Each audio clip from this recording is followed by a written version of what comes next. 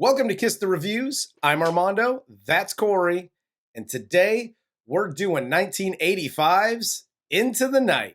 So before we get into everything, the cast and story and all of that wonderful stuff, if you want to follow me or Corey on Twitter, you can follow me at Junior D's. You can follow Corey at Corey_Idol. If you want to follow the show, you can follow us on Twitter, Instagram, or TikTok at Kiss the Reviews. And let's get into the cast of 1985's Into the Night. This film stars Jeff Goldblum as Ed Okin, Michelle Pfeiffer as Diana, and Stacey Pickren as Ellen Okin, and a bunch of other people who just make cameos throughout this movie. Yeah, there's a ton of people I recognize. And one of the things I noticed is a lot of the people in this movie that do like just kind of surprise up, like what's his name, Bruce McGill or whatever. A lot of these guys don't fucking age.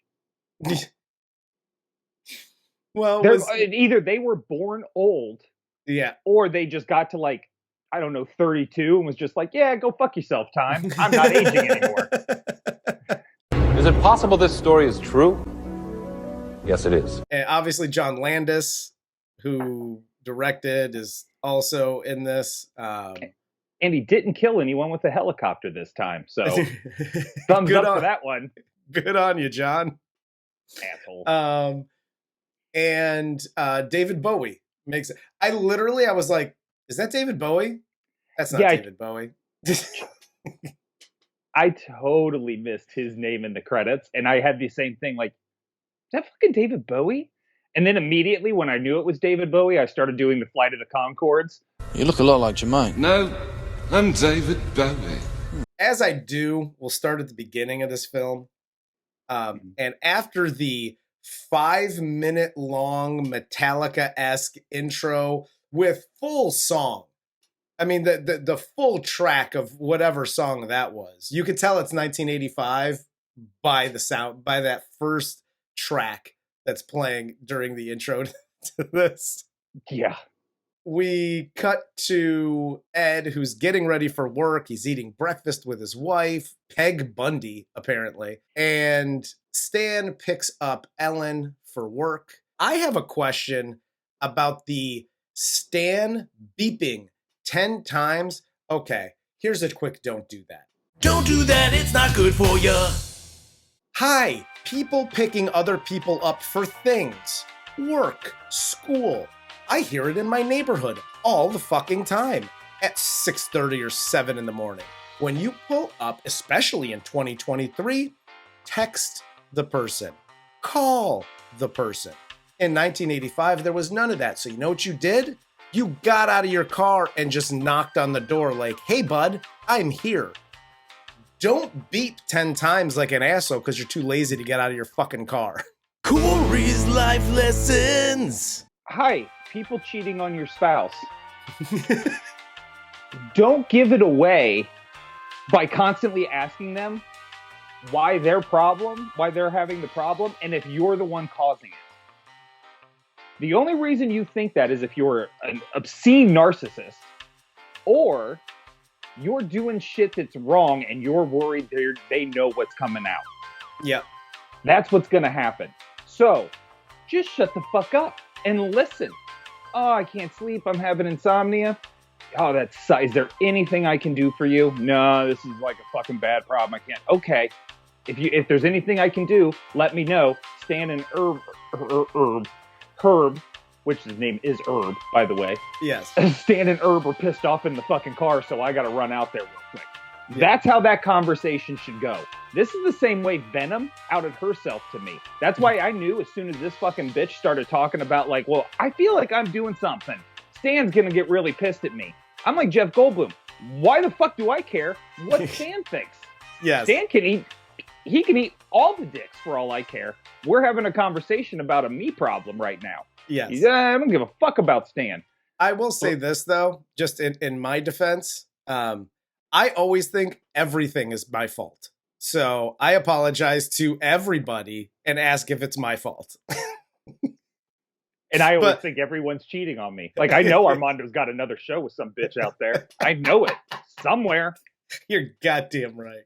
Ed then drives to work with Herb, and played by Dan Akroid, and he talks about his dead-end job, his insomnia, how his wife told him to have a nice day, and Herb tells him to go to Vegas and get a hooker, and that'll solve all of his problems. Gotta love the fucking 80s, man. Because I'm gonna go out on a limb and say I think Akroid may have a point here. For $200, she'll do anything you want. Hell yes. Where are you going to find a rate like that, Goldblum? Not in LA. Not with California's inflation rates. You ain't finding that. No. Do you No. know what the taxes on hookers are these days? Ed then is at work. He's not paying attention. He's half fallen asleep. So he goes home to take a nap, catches his wife cheating on him with Stan. So he doesn't acknowledge it. He just leaves and goes back to work. And then after work, he goes back home. He doesn't mention anything to Ellen. And then in the middle of the night, since he can't sleep, he gets up and he drives to the airport, apparently going to Vegas like Herb had suggested. And while in the parking lot, he runs into Diana, who's getting chased by some Iranians or Persians or something, apparently, according to Diana. I know they're all Iranians or Persians or something. Or some brown face, because I know John Landis is one of those motherfuckers. I was going to say, John Landis is like the leader of the Iranian/Persians or whatever. Who were those men chasing you at the airport? They're Iranians and Persians because that's the same thing. They were Persians before it was called Iran. You fuckheads. That drove me fucking insane. I had an Andrew McCartney from Fresh Horses moment where I'm just correcting her in the middle of her like attempted murder. She's like, Iranians or Persians. I'm like, all right, stop the fucking car. Look, asshole, they're the same thing. So back at the airport scene, when they're initially getting chased by John Landis and the fucking 3 other Persians, they are thwarted by a van full of roughnecks, right? Yeah. Like a couple big guys get out, like 3 or 4 big guys get out, and the Iranians are like, oh no, what are we gonna do? You have fucking guns. Shoot them. Why was that supposed to be like the fucking funny, like, oh no, they got away? You have guns. Yes. Welcome to America, shithead. We use our guns here. We don't just flash them around. You were right. So when they meet initially in the car, right? She goes, oh, my name's Diana. You know, like Princess Diana? Yeah, guy, I think I know what the name Diana is. Thanks. What the fuck is that? That was weird. Your name isn't T'Challa. You know, like Prince T'Challa from the Black Panther movies. Oh, cool. I get that. That makes sense. Diana. Like Princess Diana. Yeah, that was just weird. Beyond weird. I didn't get that because it's not like she said, "Oh, my name's Diana." Here's the other thing with words and things: when words come out of your mouth, it's not like she said, "I'm Diana," and he was like, "Deandra." She was like, "No, Diana, like Princess Diana." Like, the whole thing was just there was no need for it. It was just dumb. He takes her to a yacht and Larry won't let her on board. So she asks Ed to take her to Hollywood, back to like her brother's apartment. Should we have a discussion about Jake Seinfeld's career? What, this bit part and the bit part in Coming to America? Yes, exactly. And then I think he had like a fucked up sitcom for like 8 episodes. No, he did have a sitcom, and then he got into, I believe, like the Body by Jake, like that, the whole fitness. That's where that took off. Okay, yeah. I didn't know if that came first or second. Yeah, he was, I believe, and I could be totally wrong, no research, but I believe like he started as obviously a bodybuilder because look at the guy, and then he got into acting. And then like that kind of didn't pan out. He played a bunch of like just little bit parts here and there. Mm-hmm. And then the whole fitness like VHS tape craze Okay. came out, and he jumped on top of that and he sailed with the Body by, like, he's still living on Body by Jake money. I'm sure of it. I ain't And you mad know at what? you. Good for him.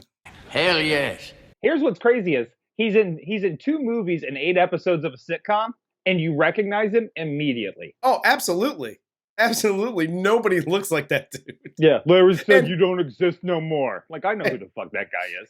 And why didn't they hire him to play one of the Iranian Persians? Because he was He smart enough not to do blackface. So they're at Diana's brother's apartment. Something tells me he's a big Elvis fan. And her brother and apparently Justin Long's dad show up. And we find out that Diana's kind of a piece of shit. She's a grifter. She stays with her brother.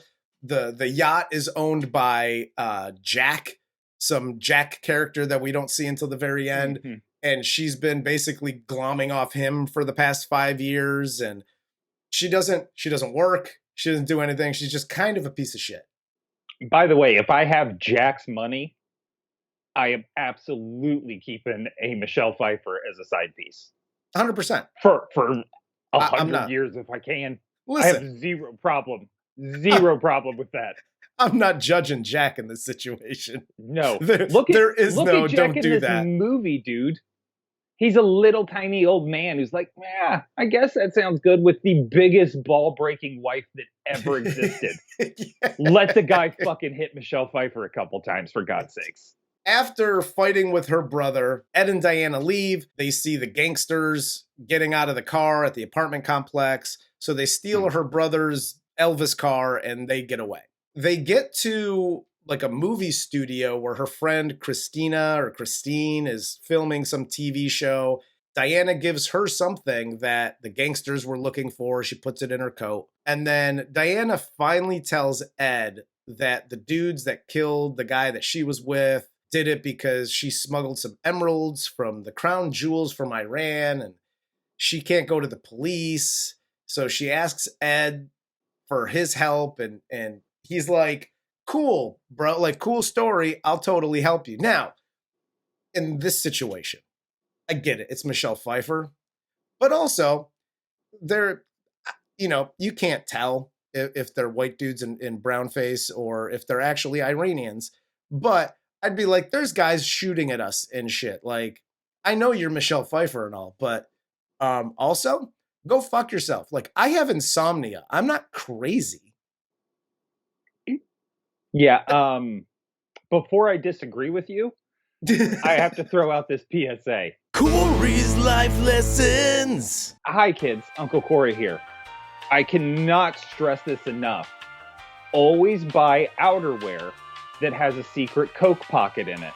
It always comes in handy and will undoubtedly save your life 1 or 2 times, depending on how many drugs or how much Coke you're keeping in that pocket. That's fair. So, always go that route. Secret pockets are the shit. And normally, I would totally agree with you. Like, what the fuck are you doing, dude? But I'm also, like, I can empathize with Jeff Goldblum. I've been in that state. Like, I'm done giving a fuck. Like, I'm tired of work. I'm tired of the fucking wife. She's fucking around. I don't even care. Like, that's just how apathetic I am about everything. And this has kind of been fun so far tonight. My battery's kind of getting recharged. So fuck it. Let's just see what happens. It's not like I got anything going for me at this point. You were right.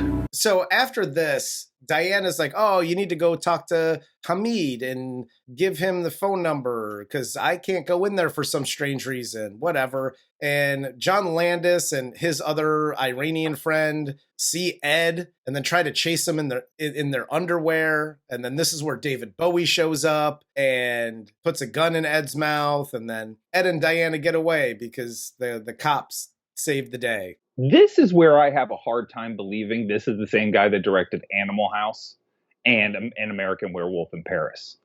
Because right now, you have a very good kind of like mystery like fish out of water, jumps into this mystery and being chased by assassins and fucking all this shit happening.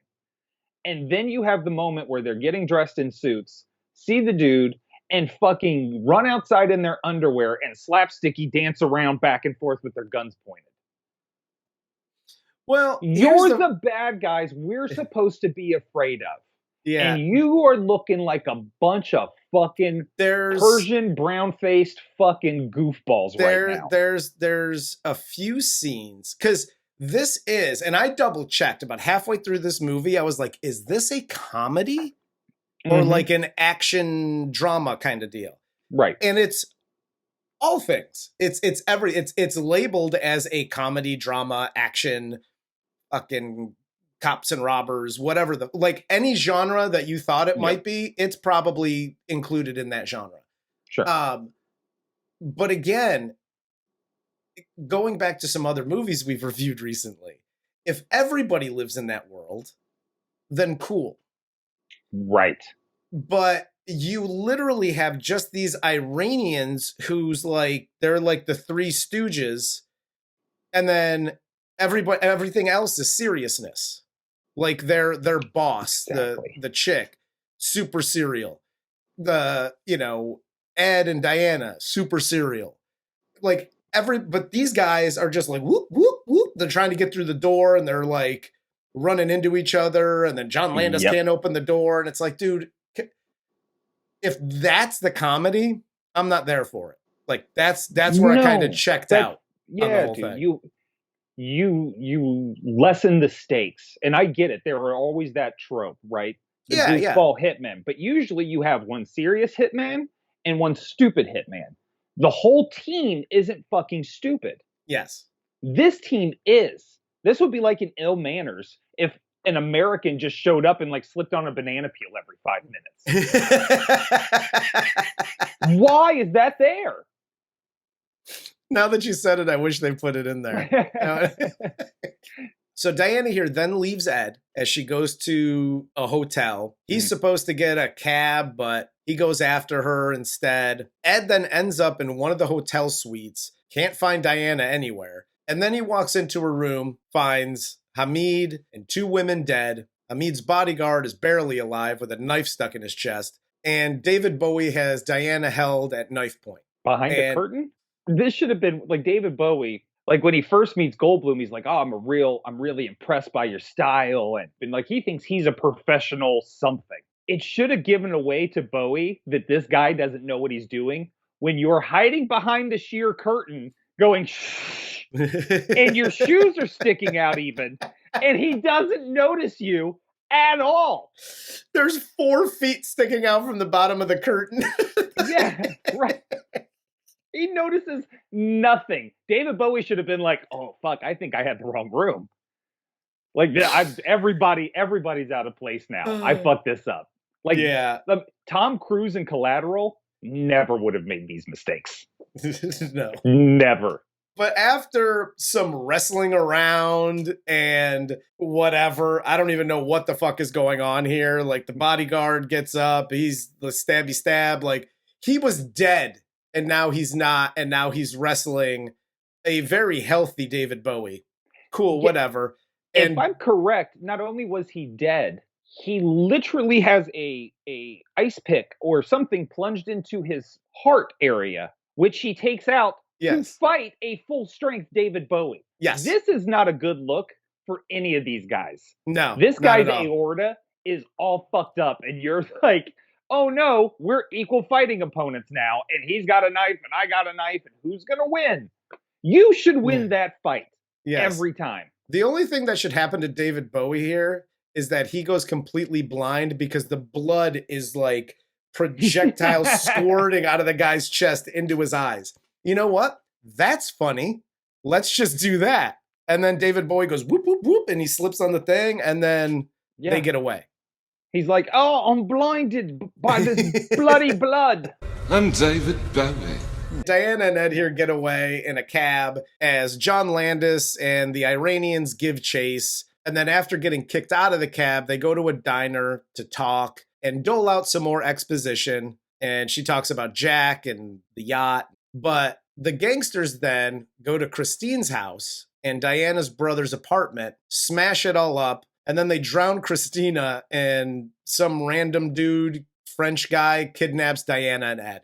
This is where I questioned the writing in this film. Because now you've set up these Iranians, right, as the goofballs. They're your comic relief. Every time they're around, they are thwarted by their own dirt.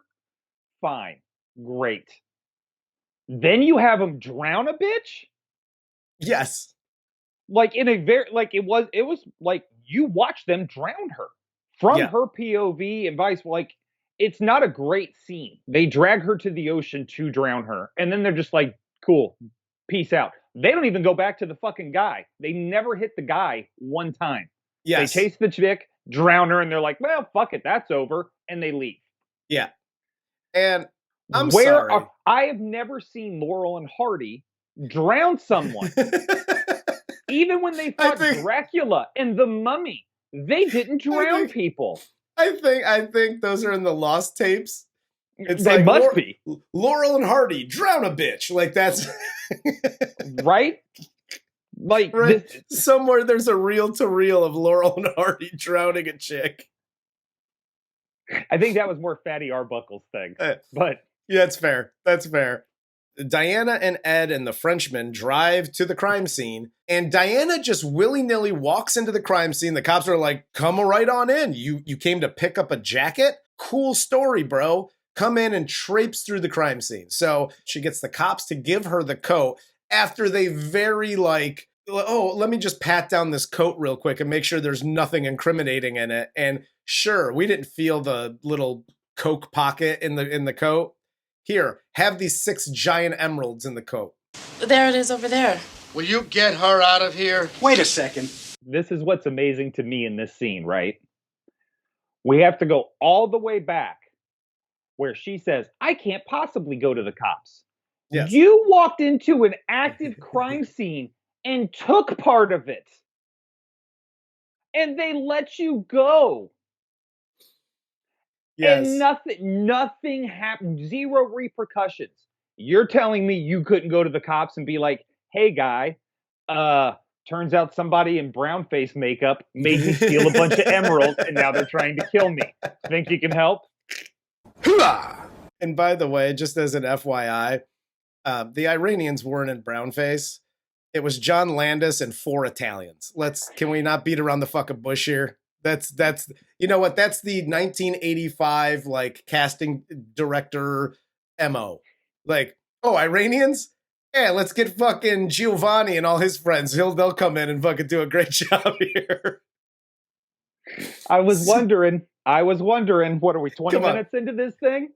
Armando's a minority today. Listen, I'm watching this movie and I'm looking at this and I'm like, well, that's John Landis. Dude, all these fucking guys are Italian. Every goddamn one of them. Even the main chick at the end here, she looks more like my mom than she's like from Iran. Just throwing that out there. So I ain't saying, I don't know anybody's ethnicity. I ain't saying shit. Listen, she's from Sicily at most. Okay, that's about it. After leaving the crime scene with the jacket, Diana gives her quote-unquote information to the cops, and then they take the limo and escape while leaving the French kidnapper and his goons behind. They escape here, they hide for a bit, and then they break into Jack's house to find him in a hospital bed, hooked up to machines because his blood's gone bad. He literally says, my blood's gone bad. Say my blood's gone bad on me. I'm buying it by the case, like champagne. His blood's gone bad because it turned. Just say it's his heart. He's old. Yeah. Me blood's gone bad. The witch doctor came in 15 minutes ago. She had no sorcery for me. You have to put me down, Maggie. The doctor looked at my tag and was like, man, your blood's expired, bro. That shit's turned. So Diana here tells Jack everything about what's going on. And Jack gives her more exposition about a real estate deal and emeralds and Shaheen, who is like this main person in this real estate deal, yada, yada. So they devise this plan where Ed drives to Shaheen, who's this main person in the real estate deal. He gives her half of the emeralds in good faith. She'll get the other half when Diana and Ed are both safe. And so for $25,000. Well, and it's funny because when he initially says $25,000, I was like, why, what'd you say, like $500,000? Just something that would make it worth your while. Yeah. And I thought they were just going to gloss over that. But the chick literally says, for 25 grand, like, why wouldn't you ask more? And he never really answers that question. Like, if he came back with, listen, money, sure, this gives us enough money to get out of here, and we just want the assurance that we're safe. It's more about the assurance that we're going to be safe than it is the money. Right. The money is just to get us out of here. Right. But he never really says that. Nope. So he's just like, we don't need money and things. Corey's life lessons. Hi, kids on the run from hitmen and stuff. Uncle Corey here. If your whole goal is to get out of the country, that's cool. But you know where you don't want to work for a living? Mexico. It's not great. No. Just saying. But most non-extradition countries, not awesome to work in. So make sure when you're doing the whole like bargaining and exchange thing, get enough money to fucking retire on in those countries. Yes. That's absolutely stupid. Yep. 25 grand. Why? Because we want to get out of the country. And then what are you doing next? I don't know. This dude, Ed, is an aerospace engineer. He doesn't have enough like foresight to predict that, like, hey, after this, we're gonna need money. I guess they thought, they were like, 25 grand. The peso, we can get a shitload of pesos down there. Like, he doesn't know how the exchange rate works or how money works. Yeah, no, he doesn't understand things. After some ridiculous back and forth here, Shaheen gives Ed the 25K, lets him go. Ed finally gets to the airport. Diana makes a call to say where the emeralds are, and they hop on this flight to Mexico. But after having to deplane because there's mechanical problems, Ed and Diana are nabbed by Shaheen's people. Then the French dude's people come in. They start getting a little stabby. And then the federal agents come in. They start blasting all over the place. Diana gets taken hostage again by one of Shaheen's men. And then Ed asks him why his wife is cheating and why he can't sleep. So the dude blows his head off because Ed's life is so unbearable. The guy can't stand to hear another second of the bullshit that is Ed's life. Is it possible this story is true? Yes, it is. There's literally no explanation, and that's the only explanation I can come up with. No, the only other explanation you can come up with is because that dude was Iranian and Jeff Goldblum is Jewish and he was shitting his pants. Ironically, that's the same thing Kanye West would do if a Jewish person started asking him. Everything surrounding this was so forced and unnecessary. Yeah. I really feel like the end of this was them getting on the plane and then whatever the fuck picking up the emeralds was going to get arrested. Yeah. And that was it. There might leave room open for part 2, Return of the Frenchman. But other than that, there was nothing left here. It was so fucking frustrating watching this bullshit play out. Yes. Because even the grand finale of...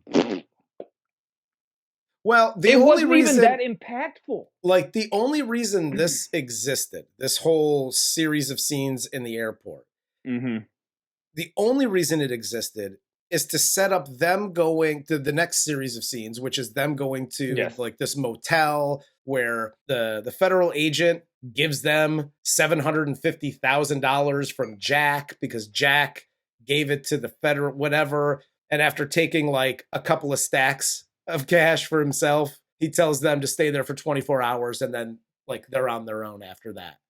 Like that's literally what that scene is setting. It's setting this up, and literally neither of these scenes need to be there. No. Corey's life lessons. Hi, federal agents. Uncle Corey here.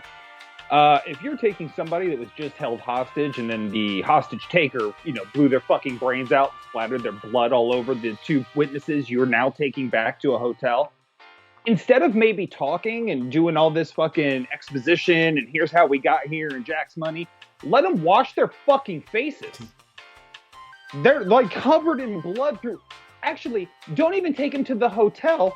Wash their face at the thing. At the airport. Yeah, you're not saving evidence.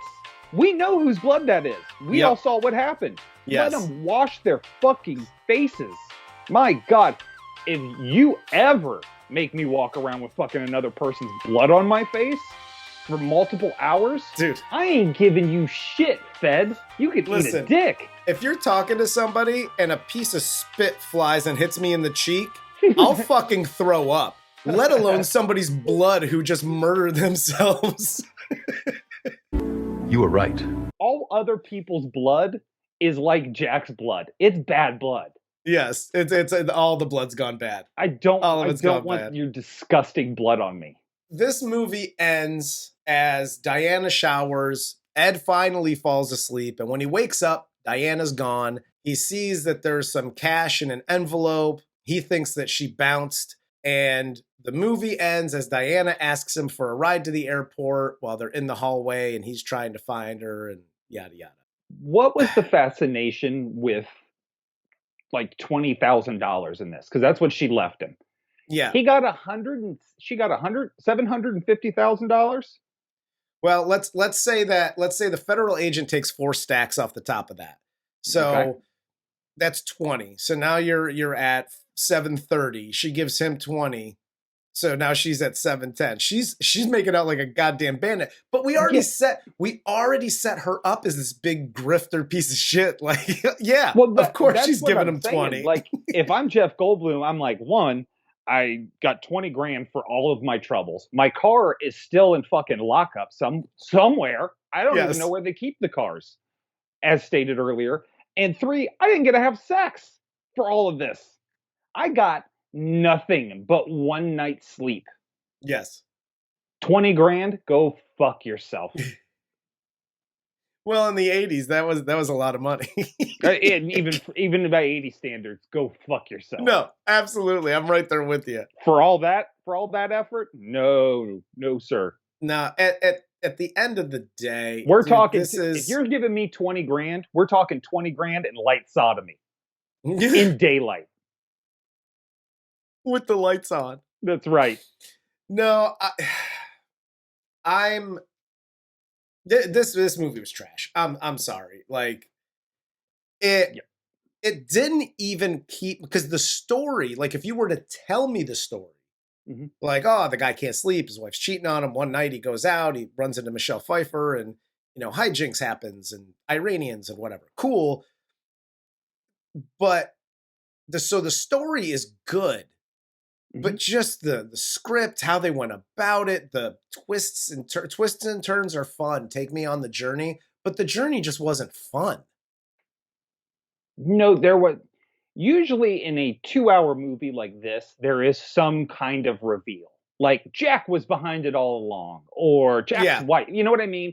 There's some kind of twist that needs that extra 30 minutes to play out. This could have ended at the airplane and been about 130, 140 and would have been, okay. It was a movie. It was a movie in the 80s. Everybody's working and you have Jeff Goldblum, you got Michelle Pfeiffer on retainer, put them in the fucking movie. There you go. Worse things have been made. Oh, 100%. But this took itself too seriously, as you stated before, with a partial cartoon world, a Looney Tunes-esque world. Yes. Oh, wait, I said Looney Tunes. I'm probably going to get this video fucking blocked by Warner Brothers. You cunt. But that's what you did. Like, you put it in with this cartoon world at times, and it drug it down. The pacing was entirely too slow. And Jeff Goldblum, as awesome as he is, and I get it, he's playing just an exhausted, apathetic insomniac. You were so fucking droll. And just for a Jeff Goldblum role, this was very, very down my list on things I would ever want to see him do again. Yeah, listen, can we just have him say must go faster? Must go faster? Like, I need one of those lines to keep me interested in what the fuck Jeff Goldblum's doing. We didn't even get an unbuttoned shirt from Jeff. If you're not showing the Jeff Goldblum package here, I don't need to see it here. I want it all. There you go. You took a sexy nerd, which is hard to find, believe me, I know, and you fucking ruined him. Yeah, in this movie. This movie, not for me. Yeah, no, but ironically, I would really like to see this get remade. I don't know. I'd rather just have a better script of something new. I would like to see this well, there is nothing new. So there's that, friend. Yes. But no, I would like to see this get remade by somebody who's not a comedy director and see where they could take it. Because I think it could be a very interesting movie. I think you could add aspects of today. Yeah. And make it a very, very interesting film. This did not hold my attention. No, it definitely. Really, if I wasn't paid to do this, I never, ever would have dreamed of watching this. Yeah, no, and it didn't hold my attention, and it definitely doesn't hold up. So, no. That's all I got for this. I will say this. Jeff Goldblum, Michelle Pfeiffer. Classics. Hell yes. This is more of a critique on John Landis. Fuck John Landis. Well, we know Corey's feelings on John Landis. So for Corey, I'm Armando. This is Kiss the Reviews. And this was 1985's Into the Night.